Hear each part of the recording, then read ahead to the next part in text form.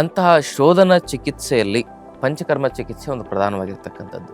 ಮಕ್ಕಳಾಗದೇ ಇರತಕ್ಕಂಥ ಸಮಸ್ಯೆ, ಸಂಧಿವಾತ ಸಮಸ್ಯೆ, ಆಮವಾತದ ಸಮಸ್ಯೆ, ಬೆನ್ನು ನೋವು, ಮೊಣಕಾಲಿನಲ್ಲಿ ಕಾರ್ಟಿಲೇಜ್ ಸವಕಳಿ ಬಂದಿರೋದಾಗಿರ್ಬೋದು, ಕಿಡ್ನಿ ಫೇಲ್ ಆಗಿರ್ತಕ್ಕಂಥ ಸಂದರ್ಭದಲ್ಲಿ ಆಗಿರ್ಬೋದು, ಹಾಗೂ ಚರ್ಮದ ರೋಗಗಳಾಗಿರ್ತಕ್ಕಂಥ ಸೋರಿಯಾಸಿಸ್ ಆಗಿರ್ಬೋದು, ವಿಪರೀತವಾಗಿ ಫಂಗಲ್ ಇನ್ಫೆಕ್ಷನ್, ಹಲವಾರು ಕಾಯಿಲೆಗಳು, ಅಂತಹ ಸಂದರ್ಭದಲ್ಲಿ ಪಂಚಕರ್ಮ ಚಿಕಿತ್ಸೆಯನ್ನು ಕೊಡಲಾಗ್ತದೆ. ತರ್ಪಣ, ಪುಟಪಾಕ, ಪಿಂಡಿ ಇಂಥ ಚಿಕಿತ್ಸೆಗಳನ್ನು ಮಾಡಲಾಗ್ತದೆ.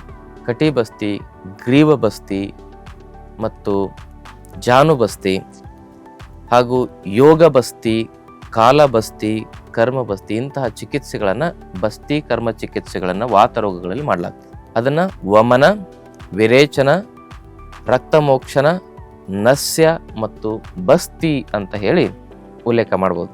ರಕ್ತ ಧಾತ್ವಿನ ವಿಕಾರಗಳನ್ನು ಶುದ್ಧೀಕರಣ ಮಾಡುವ ಚಿಕಿತ್ಸೆ ಪಂಚಕರ್ಮ ಚಿಕಿತ್ಸೆ. ಶ್ರೀ ಗುರು ಬಸವಲಿಂಗಾಯ ನಮಃ. ಓಂ ನಮಃ ಶಿವಾಯ. ಸರ್ವರಿಗೂ ಭಕ್ತಿಯ ಶರಣಾರ್ಥಿ. ಆತ್ಮೀಯರೇ, ಇವತ್ತಿನ ಸಂಚಿಕೆಯಲ್ಲಿ ಪಂಚಕರ್ಮ ಚಿಕಿತ್ಸೆ ಯಾರಿಗೆ ಮತ್ತು ಯಾವಾಗ ತೆಗೆದುಕೊಳ್ಳುವ ಅವಶ್ಯಕತೆ ಇರ್ತದೆ ಅಂತಕ್ಕಂಥ ವಿಚಾರವನ್ನು ನೋಡೋಣ. ನಮ್ಮ ಆಯುರ್ವೇದ ಶಾಸ್ತ್ರದಲ್ಲಿ ಶೋಧನ ಮತ್ತು ಶಮನ ಔಷಧಿಗಳನ್ನು ನಾವು ಕಾಣಬಹುದು. ಅಂತಹ ಶೋಧನ ಚಿಕಿತ್ಸೆಯಲ್ಲಿ ಪಂಚಕರ್ಮ ಚಿಕಿತ್ಸೆ ಒಂದು ಪ್ರಧಾನವಾಗಿರ್ತಕ್ಕಂಥದ್ದು. ಯಾವಾಗ ಶಮನೌಷಧಿಗಳಿಗೆ ಕಾಯಿಲೆಗಳನ್ನು ನಿವಾರಣೆ ಮಾಡಲಿಕ್ಕೆ ಅಸಾಧ್ಯವಾದ ಸ್ಥಿತಿ ಇರ್ತದೆ, ಅಂತಹ ಸ್ಥಿತಿಯಲ್ಲಿ ಪಂಚಕರ್ಮ ಚಿಕಿತ್ಸೆಯನ್ನು ಮಾಡಲಾಗ್ತದೆ. ಮಕ್ಕಳಾಗದೇ ಇರತಕ್ಕಂಥ ಸಮಸ್ಯೆ, ಸಂಧಿವಾತ ಸಮಸ್ಯೆ, ಆಮವಾತದ ಸಮಸ್ಯೆ, ಬೆನ್ನು ನೋವು, ಮೊಣಕಾಲಿನಲ್ಲಿ ಕಾರ್ಟಿಲೇಜ್ ಸವಕಳಿ ಬಂದಿರೋದಾಗಿರ್ಬೋದು, ಆಸ್ಟಿಯೋ ಅರ್ಥರೈಟಿಸ್ ಮತ್ತು ರೊಮಟೈಡ್ ಅರ್ಥರೈಟಿಸಿನ ಸಮಸ್ಯೆ ಆಗಿರ್ಬೋದು, ಹಾಗೆಯೇ ಸಕ್ಕರೆ ಕಾಯಿಲೆಯ ಒಂದು ತೀವ್ರತೆ ಹೆಚ್ಚಾದಂಥ ಸಂದರ್ಭದಲ್ಲಿ ಆಗಿರ್ಬೋದು, ಕಿಡ್ನಿ ಫೇಲ್ ಆಗಿರ್ತಕ್ಕಂಥ ಸಂದರ್ಭದಲ್ಲಿ ಆಗಿರ್ಬೋದು, ಹಾಗೂ ಚರ್ಮದ ರೋಗಗಳಾಗಿರ್ತಕ್ಕಂಥ ಸೋರಿಯಾಸಿಸ್ ಆಗಿರ್ಬೋದು ಮತ್ತು ಇಚಿಯಾಸಿಸ್ಸು, ಹುಳುಕಡ್ಡಿ, ವಿಪರೀತವಾಗಿ ಫಂಗಲ್ ಇನ್ಫೆಕ್ಷನ್ನು ಮತ್ತು ವಿಪರೀತವಾಗಿ ಕೂದಲುದುರುವ ಸಮಸ್ಯೆ, ಕಣ್ಣಿನ ಸಮಸ್ಯೆ ಮತ್ತು ಅಸ್ತಮಾದಂತಹ ಸಮಸ್ಯೆಗಳು, ಶ್ವಾಸಕೋಶಕ್ಕೆ ಸಂಬಂಧಪಟ್ಟಿರ್ತಕ್ಕಂಥ ಸಮಸ್ಯೆಗಳು, ಹಾಗೆ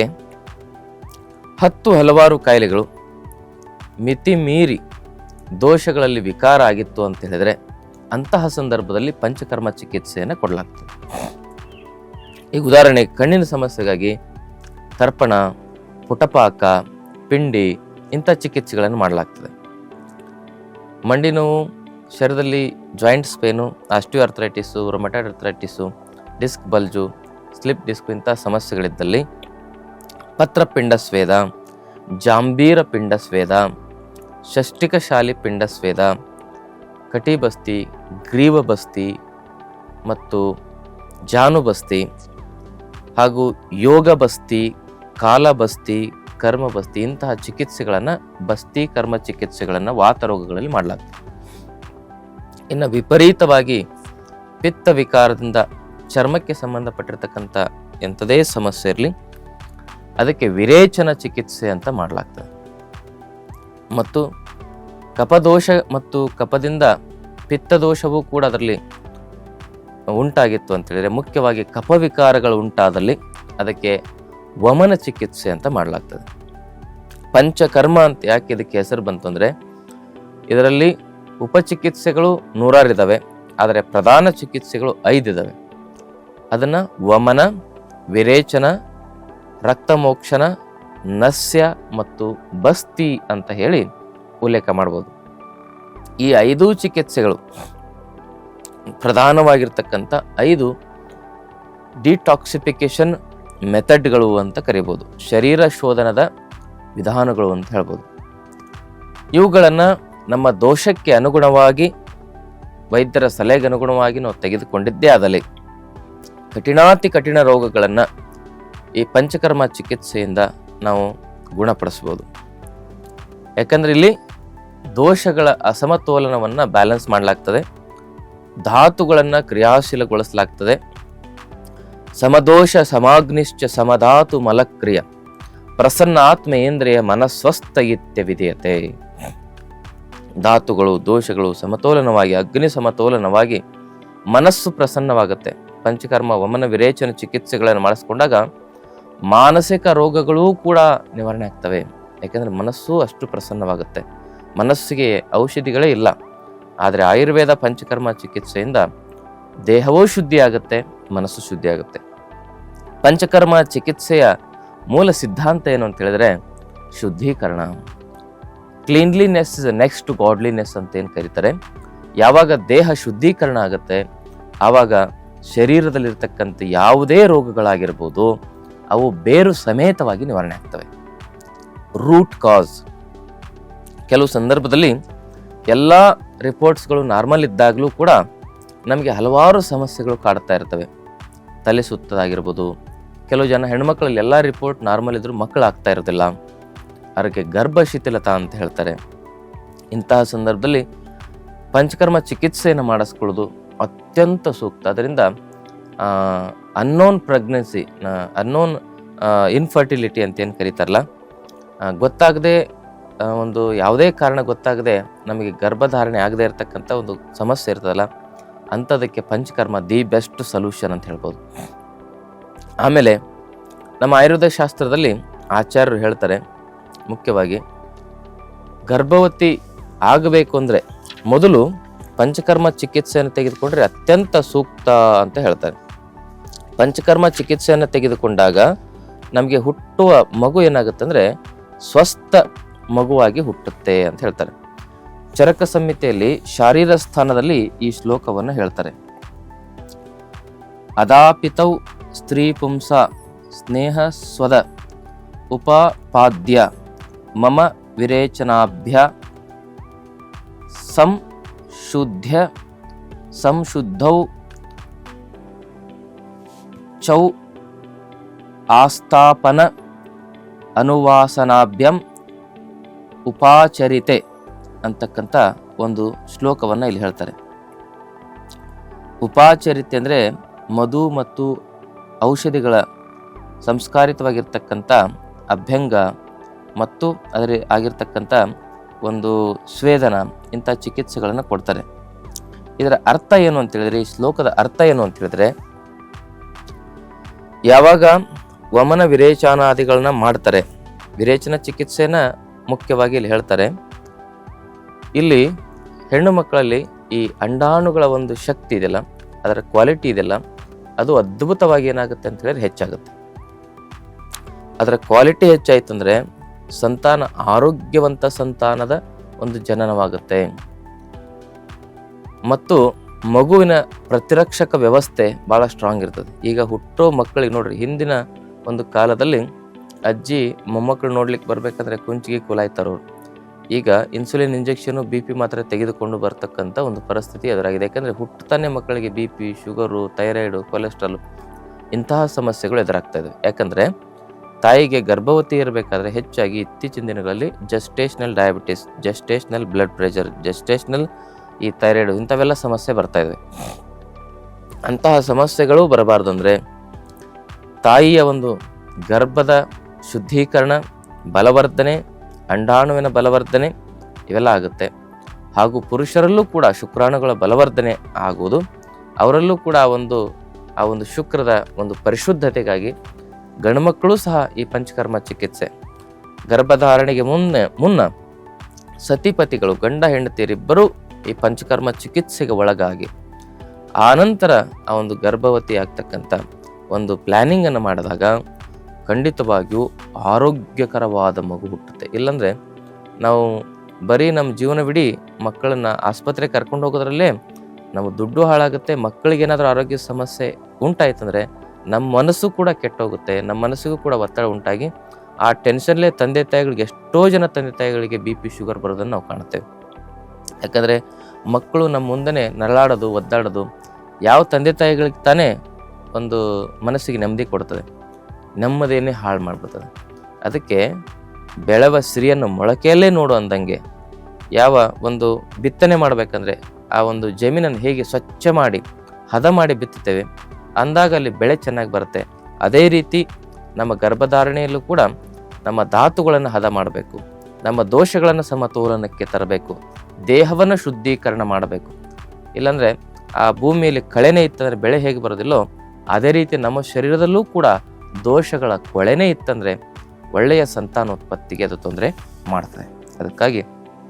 ಅದಕ್ಕಾಗಿನೂ ಕೂಡ ಪಂಚಕರ್ಮ ಚಿಕಿತ್ಸೆಯನ್ನು ಚರಕ ಸಂಹಿತೆಯ ಶಾರೀರ ಸ್ಥಾನದಲ್ಲಿ 8ನೇ ಅಧ್ಯಾಯದಲ್ಲಿ ಈ ಒಂದು ಶ್ಲೋಕವನ್ನು ಹೇಳ್ತಾರೆ. ಆ ಒಂದು ನಿಟ್ಟಿನಲ್ಲಿ ನಾವು ಗರ್ಭಧಾರಣೆ ಮುನ್ನ ಪ್ರತಿಯೊಬ್ಬರೂ ಕೂಡ ಆ ಒಂದು ಪಂಚಕರ್ಮ ಚಿಕಿತ್ಸೆಯನ್ನು ತೆಗೆದುಕೊಳ್ಳೋದು ಒಳ್ಳೆಯದು. ಹಾಗೆ ನಮ್ಮ ಈ ಚರ್ಮ ರೋಗಗಳು ವಿಪರೀತವಾಗಿ ಮುಖ್ಯವಾಗಿ ಈ ಚರ್ಮಕ್ಕೆ ರೋಗ ಬರಬೇಕಂದ್ರೆ ರಕ್ತಧಾತುವಿನ ದೋಷನೇ ಮುಖ್ಯ ಕಾರಣ. ಯಾಕಂದರೆ ಪಿತ್ತ ವಿಕಾರದಿಂದ ಹೆಚ್ಚಾಗಿ ಚರ್ಮ ರೋಗಗಳು ಬರ್ತವೆ. ಪಿತ್ತದ ಆಶ್ರಯ ಸ್ಥಾನ ರಕ್ತ, ವಾತದ ಆಶ್ರಯ ಸ್ಥಾನ ಅಸ್ಥಿ, ಕಫದ ಆಶ್ರಯ ಸ್ಥಾನ ಮಿಕ್ಕ ಎಲ್ಲ ಧಾತುಗಳಲ್ಲೂ ಕೂಡ ಒಂದು ಕಫದ ಆಶ್ರಯ ಇರ್ತದೆ. ಹಾಗಾಗಿ ರಕ್ತ ಧಾತುವಿನ ವಿಕಾರಗಳನ್ನು ಶುದ್ಧೀಕರಣ ಮಾಡುವ ಚಿಕಿತ್ಸೆ ಪಂಚಕರ್ಮ ಚಿಕಿತ್ಸೆ. ರಕ್ತ ಪಿತ್ತ ಪ್ರಕೋಪ, ವಾತ ರಕ್ತ, ಹೀಗೆ ರಕ್ತದಲ್ಲಿ ಎಂಥದೇ ಒಂದು ದೋಷಗಳಿದ್ದರೂ ಕೂಡ ಆ ಒಂದು ಸೆಲ್ಯುಲರ್ ಲೆವೆಲ್ನಲ್ಲಿ ರಕ್ತ ಧಾತುವನ್ನು ಶುದ್ಧೀಕರಣ ಮಾಡ್ತಕ್ಕಂಥ ಶಕ್ತಿ ಈ ಒಂದು ಪಂಚಕರ್ಮ ಚಿಕಿತ್ಸೆಗಿದೆ. ಆಯಾ ದೋಷಗಳ ವಿಕಾರಗಳಿಗೆ ಅನುಗುಣವಾಗಿ ಘೃತಪಾನವನ್ನು ಮಾಡಿಸಲಾಗ್ತದೆ. ಆಯುರ್ವೇದ ಒಂದು ಘೃತಪಾನದಲ್ಲಿ ಹಲವಾರು ವಿಭಿನ್ನ ಘೃತಗಳನ್ನು ನಾವು ಕಾಣಬಹುದು. ತಿಕ್ತಕ ಘೃತ, ಮಹಾತಿಕ್ತಕ ಘೃತ, ಗುಗ್ಗುಲು ತಿಕ್ತಕ ಘೃತ, ವರ್ಣಾದಿ ಘೃತ, ಶತಾವರಿ ಘೃತ, ಫಲಘೃತ, ಪಂಚಗವ್ಯ ಘೃತ, ಹೀಗೆ ಔಷಧಿ ದ್ರವ್ಯಗಳನ್ನು ಹೊಂದಿರತಕ್ಕಂಥ ಘೃತಗಳನ್ನು ನಾವು ಕುಡಿಸ್ತೇವೆ. ಮೊದಲು ದೀಪನ ಪಾಚನ ಅಂತ ಮಾಡ್ತಾರೆ ಪಂಚಕರ್ಮದಲ್ಲಿ, ಅಂದರೆ ಅಗ್ನಿ ದೀಪನ ಮಾಡೋದು. ಅದಾದಮೇಲೆ ಸ್ನೇಹಪಾನ ಅಂತ ಮಾಡಿಸ್ತಾರೆ, ಅಂದರೆ ಒಳಗಿನ ಎಲ್ಲ ಟಾಕ್ಸಿನ್ಸ್ಗಳನ್ನು ಕೂಡ ಘೃತವನ್ನು ಕುಡಿಸೋದ್ರ ಮೂಲಕ ಅವೆಲ್ಲವನ್ನು ಸ್ವಚ್ಛ ಮಾಡಿ ಕೋಷ್ಠಕ್ಕೆ ಅಂದರೆ ಹೊಟ್ಟೆಗೆ ತರೋದು. ಅದಾದಮೇಲೆ ಸ್ನೇಹನ ಸ್ವೇದನ ಅಂತ ಚಿಕಿತ್ಸೆಯನ್ನು ಮಾಡಲಾಗ್ತದೆ. ಸ್ನೇಹನ ಸ್ವೇದನ ಅಂದರೆ ಅಭ್ಯಂಗ ಮಸಾಜ್ ಮಾಡೋದು, ಮತ್ತು ಸ್ವೇದನ ಅಂತ ಹೇಳಿದ್ರೆ ಸ್ಟೀಮ್ ಕೊಡೋದು. ಇಂಥವೆಲ್ಲ ಚಿಕಿತ್ಸೆಗಳನ್ನು, ಬಾಹ್ಯ ಚಿಕಿತ್ಸೆಗಳನ್ನು ಮಾಡೋದ್ರ ಮೂಲಕ ಮತ್ತಿಷ್ಟು ಟಾಕ್ಸಿನನ್ನು ಹೊರಗಡೆ ತೆಗೆಯೋದು ಚರ್ಮದ ಮೂಲಕ, ಮತ್ತು ಆ ಟಾಕ್ಸಿನನ್ನು ಕೋಷ್ಠಕ್ಕೆ ತಂದು ಹಾಕುವ ಪ್ರಕ್ರಿಯೆ ನಡೀತದೆ. ಕೋಷ್ಠ ಅಂದರೆ ಹೊಟ್ಟೆ. ಕೊನೆಗೆ ವಮನ ಅಥವಾ ವಿರೇಚನ ಚಿಕಿತ್ಸೆಗಳ ಮೂಲಕ ಆ ಒಂದು ದೋಷಗಳನ್ನು ಹೊರಗಡೆ ಹಾಕ್ತಕ್ಕಂಥ ಪ್ರಕ್ರಿಯೆ ನಡೀತದೆ. ಈ ರೀತಿಯಾದ ನೆಕ್ಸ್ಟ್ ಡೇ ನಮ್ಮ ಶರೀರ ಎಷ್ಟು ಹಗುರವಾಗಿರ್ತಂದರೆ ನಾವು ಒಂದು ಸಣ್ಣ ಮಗುವಿನ ಥರ ಪರಿಶುಭ್ರವಾಗಿ ಭಾಳ ಅದ್ಭುತವಾಗಿ ಚೈತನ್ಯಯುತವಾಗಿ ನಮ್ಮ ಶರೀರ ಇರ್ತದೆ. ಸ್ವಲ್ಪ ಶಕ್ತಿ ಕಮ್ಮಿ ಆಗಿರ್ತದೆ, ಮತ್ತು ಅದರ 100 ಪಟ್ಟು ಶಕ್ತಿ ಹೆಚ್ಚಿಗೆ ಆಗುತ್ತೆ. ಯಾಕಂದರೆ ವಿರೇಚನ ಅಂದರೆ ಬೇದಿ ಆಗುತ್ತೆ ಅಥವಾ ವಮನ ಆಗುತ್ತೆ, 1-2 ದಿವಸ 3 ದಿವಸ 1 ವಾರ ಸ್ವಲ್ಪ ಆ ಒಂದು ವೀಕ್ನೆಸ್ ಇರ್ತದೆ. ಯಾಕಂದರೆ ವಮನ ವಿರೇಚನ ಅಂದರೆ ಬೇದಿ ಮಾಡಿಸಿರ್ತೇವೆ, ವಾಂತಿ ಮಾಡಿಸಿರ್ತೇವಲ್ಲ, ಆವಾಗ ಎಲ್ಲ ದೋಷಗಳು ಹೋದಾಗ ಒಂದು ಸ್ವಲ್ಪ ಸುಸ್ತು ಅನಿಸುತ್ತೆ. ಆಮೇಲೆ ಅವೆಲ್ಲ ಬ್ಯಾಲೆನ್ಸ್ ಆದಾಗ ಮತ್ತೆ ಪುನಃ ನಮ್ಮ ಶರೀರ ಎಲ್ಲ ಪೋಷಕ ಸತ್ವಗಳನ್ನ ಅಬ್ಸರ್ವ್ ಮಾಡಿಕೊಂಡು, ಯಾಕಂದರೆ ಈ ಕೋಷ್ಠ ಪರಿಶುದ್ಧವಾದಾಗ ನಮ್ಗೆ ಯಾವ ಕೊರತೆನೂ ಬರಲ್ಲ. ವಿಟಮಿನ್ D3 ಕೊರತೆ, ವಿಟಮಿನ್ B12 ಕೊರತೆ, ಇಂಥವೆಲ್ಲ ಜಾಸ್ತಿ ಇತ್ತೀಚಿನ ದಿನಗಳಲ್ಲಿ ಕತೆ ಹೇಳಿ ಅದಕ್ಕೆ ಔಷಧಿಗಳನ್ನು ಮಾರಾಟ ಮಾಡ್ತಕ್ಕಂಥ ಕೆಲವರು ಇದ್ದಾರೆ. ಆದರೆ ಎಲ್ಲ ವಿಟಮಿನ್ಸ್ಗಳನ್ನು, ಪೋಷಕಾಂಶಗಳನ್ನು ಉತ್ಪಾದನೆ ಮಾಡುವ ಶಕ್ತಿ ನಮ್ಮ ಗಟ್ ಬ್ಯಾಕ್ಟೀರಿಯಾಗಳಿದೆ. ಅಂಥ ಗಟ್ ಬ್ಯಾಕ್ಟೀರಿಯಾಗಳನ್ನು ಪರಿಶುದ್ಧಗೊಳಿಸ್ತಕ್ಕಂಥ, ಕ್ರಿಯಾಶೀಲಗೊಳಿಸ್ತಕ್ಕಂಥ ಶಕ್ತಿ ಪಂಚಕರ್ಮ ಚಿಕಿತ್ಸೆಗಿದೆ.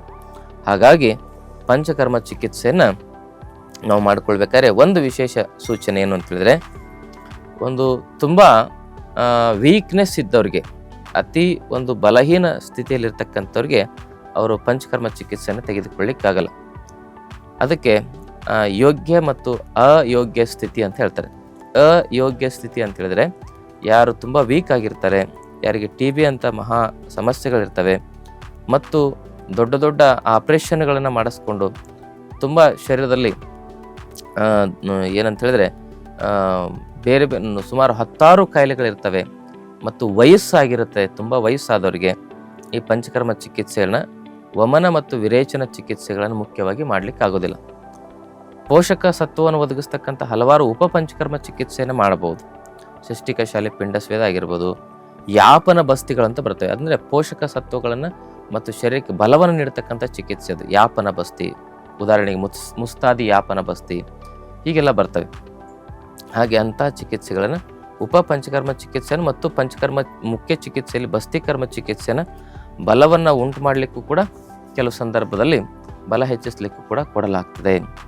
ಮುಖ್ಯವಾಗಿ ನಾಡಿ ಪರೀಕ್ಷೆಯನ್ನು ಮಾಡಿ ಶರೀರದ ದೋಷಗಳನ್ನು ಸರಿಯಾಗಿ ಮುಖ್ಯವಾಗಿ ಪರಿಶೀಲನೆ ಮಾಡಿ ಅದನ್ನೇನು ಹೇಳ್ತಾರೆ ಅಂದರೆ ದೋಷಂ ದೂಷಂ ಬಲಂ ಕಾಲಂ ವಯಂ ಸಾತ್ಮೆ, ಹೀಗೆ ಈ ಎಲ್ಲ ಹಂತದಲ್ಲೂ ಕೂಡ ಒಂದು ಸಮಸ್ಯೆ ಉಳ್ಳವರನ್ನು ಪರೀಕ್ಷೆ ಮಾಡಿ ದರ್ಶನ, ಸ್ಪರ್ಶನ, ಪ್ರಶ್ನ ಅಂತೇಳಿ ತ್ರಿವಿಧ ಪರೀಕ್ಷೆಗಳು, ಆ ಒಂದು ಸಮಸ್ಯೆ ಇರ್ತಕ್ಕಂಥವ್ರು ನೋಡೋದಾಗಿರಲಿ, ಅವ್ರನ್ನ ಪ್ರಶ್ನೆ ಮಾಡೋದಾಗಿರಲಿ, ಅವ್ರನ್ನ ಪರೀಕ್ಷೆ ಮಾಡೋದಾಗಿರಲಿ, ಇವೆಲ್ಲ ಹಂತದಲ್ಲೂ ಕೂಡ ಆ ಒಂದು ಸಮಸ್ಯೆ ಉಳ್ಳವರನ್ನ ಪರೀಕ್ಷೆ ಮಾಡಿ ಆ ಒಂದು ಸರಿಯಾದ ಕ್ರಮದಲ್ಲಿ ಚಿಕಿತ್ಸೆಯನ್ನು ಮಾಡಿದ್ದೇ ಆದರೆ ಪಂಚಕರ್ಮ ಚಿಕಿತ್ಸೆ ಸಕ್ಸಸ್ ಆಗುತ್ತೆ. ಬಲಂ ಕಾಲಂ ವಯಂ ಅಂತ ಹೇಳ್ತಾರೆ ನೋಡ್ರಿ, ಅಂದರೆ ಅವರ ಬಲ, ಅವರ ವಯಸ್ಸು ಮತ್ತು ಯಾವ ಕಾಲದಲ್ಲಿ ಮಾಡಬೇಕು ಯಾವ ಚಿಕಿತ್ಸೆನ. ಈಗ ವಮನ ಮಾಡಬೇಕಾದ್ರೆ ವಸಂತ ಋತುವಿನಲ್ಲಿ ಭಾಳ ಬೆಸ್ಟ್ ಅಂತ ಹೇಳ್ತಾರೆ, ವಾಸಂತಿಕ ವಮನ ಅಂತಲೇ ಹೇಳ್ತಾರೆ. ಹೀಗೆ ಒಂದೊಂದು ಕಾಲಘಟ್ಟದಲ್ಲೂ ಕೂಡ ಕೆಲವೊಂದಿಷ್ಟು ದೋಷಗಳಿಗೆ ಅನುಗುಣವಾಗಿ ಚಿಕಿತ್ಸೆಗಳನ್ನು ಮಾಡಿದ್ದೇ ಆದರೆ ಗುಣವಾಗದ ಕಠಿಣಾತಿ ಕಠಿಣ ರೋಗಗಳನ್ನು ಕೂಡ ಪಂಚಕರ್ಮ ಚಿಕಿತ್ಸೆಯಿಂದ ಗುಣಪಡಿಸ್ಬೋದು ಅಂತಕ್ಕಂಥ ಮಾತನ್ನು ಹೇಳ್ತಾ, ಇದರ ಬಗ್ಗೆ ಹೇಳ್ತಾ ಹೋದರೆ ಸುಮಾರು ತಿಂಗಳುಗಟ್ಟಲೆ ಸಮಯ ತೆಗೆದುಕೊಳ್ತದೆ. ಅದಕ್ಕೆ ಸೂಕ್ಷ್ಮವಾಗಿ ಮುಖ್ಯವಾದ ವಿಚಾರಗಳನ್ನು ನಿಮಗೆ ತಿಳಿಸ್ತಕ್ಕಂಥ ಪ್ರಯತ್ನವನ್ನು ಮಾಡಿದ್ದೇನೆ. ಇದರಲ್ಲಿ ಏನಾದರೂ ಸಂದೇಹಗಳಿದ್ದಲ್ಲಿ ಒಂದು ಬಾರಿ ತಾವು ನೇರವಾಗಿ ನಮ್ಮ ಆಶ್ರಮಕ್ಕೆ ಭೇಟಿ ಕೊಟ್ಟು ನೀವು ನಾಡಿ ಪರೀಕ್ಷೆಯನ್ನು ಮಾಡಿಸ್ಕೊಳ್ಳೋದ್ರ ಮೂಲಕ ನಿಮ್ಮ ಡೌಟ್ಸ್ಗಳನ್ನು ಕ್ಲಿಯರ್ ಮಾಡ್ಕೋಬೋದು. ಅದರೊಟ್ಟಿಗೆ ಆದ್ಮೇಲೆ ನಮ್ಮಲ್ಲಿ ಉಚಿತವಾಗಿ ಪಂಚಕರ್ಮ ಚಿಕಿತ್ಸಾ ತರಬೇತಿಯನ್ನು SSLC PUC ಓದಿರೋ ಮಕ್ಕಳಿಗೆ ಕೊಡ್ತಾ ಇದ್ದೇವೆ.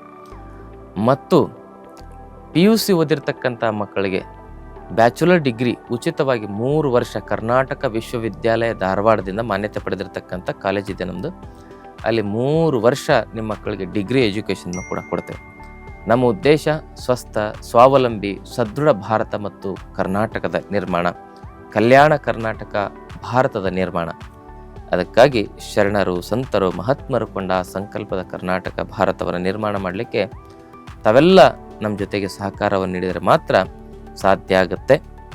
ನಮ್ಮ ಮುಂದಿನ ಪೀಳಿಗೆಗೆ ಆಯುರ್ವೇದ ಮತ್ತು ಯೋಗವನ್ನು ನಾವು ಪರಿಚಯಿಸದೇ ಇದ್ದರೆ ತುಂಬ ದೊಡ್ಡ ದುರಂತ ಎದುರಾಗುವ ಒಂದು ಸನ್ನಿವೇಶ ಎದುರಾಗೇ ಆಗುತ್ತೆ ಅಂತಕ್ಕಂಥದ್ದು ಸತ್ಯ ಶುದ್ಧವಾಗಿರ್ತಕ್ಕಂಥ ವಿಚಾರ. ಯಾಕಂದರೆ 100 ವರ್ಷ ಬದುಕುವ ನಮ್ಮ ಪೂರ್ವಜರು ಇವಾಗ ನಾವು 60 ವರ್ಷಕ್ಕೆ ಬದುಕಲಿಕ್ಕೂ ಕೂಡ ಕಷ್ಟಪಡ್ತಾ ಇದ್ದೇವೆ. ಹೀಗೆ ಮುಂದುವರೆದ್ರೆ ನಮ್ಮ ಮುಂದಿನ ಪೀಳಿಗೆ 30-40 ವರ್ಷಕ್ಕೇ ಸಾವನ್ನಪ್ಪೋದ್ರಲ್ಲಿ ಸಂಶಯವಿಲ್ಲ. ಯಾಕಂದರೆ ಜೆನೆಟಿಕ್ ಕೋಡ್ ವೀಕ್ ಆಗ್ತಾ ಇದೆ.